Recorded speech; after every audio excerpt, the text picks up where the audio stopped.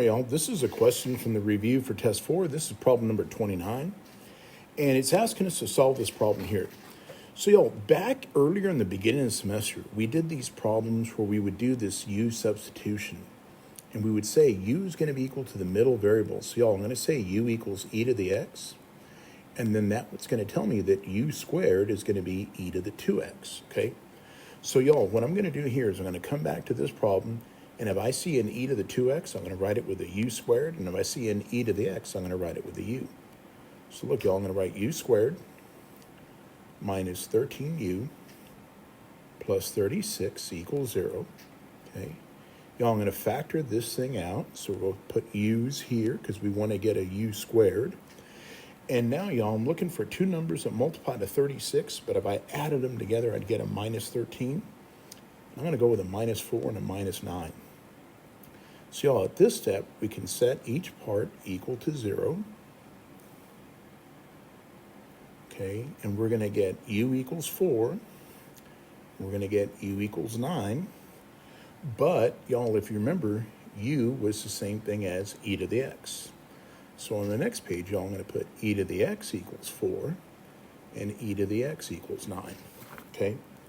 Now, y'all, what I'm going to do next is I'm just going to write down my definition of a logarithm.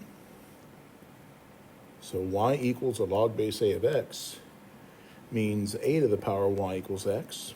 Y'all, I'm going to look at this part right here, and I'll look at this part right here.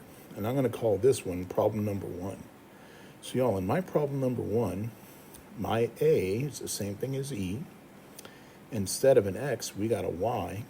And instead of an x, we got a 4. So what I want to do now, y'all, is I want to look at this guy right here, and I'm going to write it in the logarithmic form.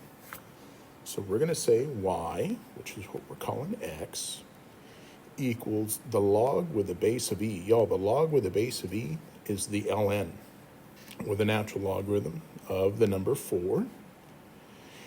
And then, y'all, I'm going to call this problem number 2, okay? And I'm going to look for my a, my y, and my x. Okay, so my a here, y'all, is going to be e again.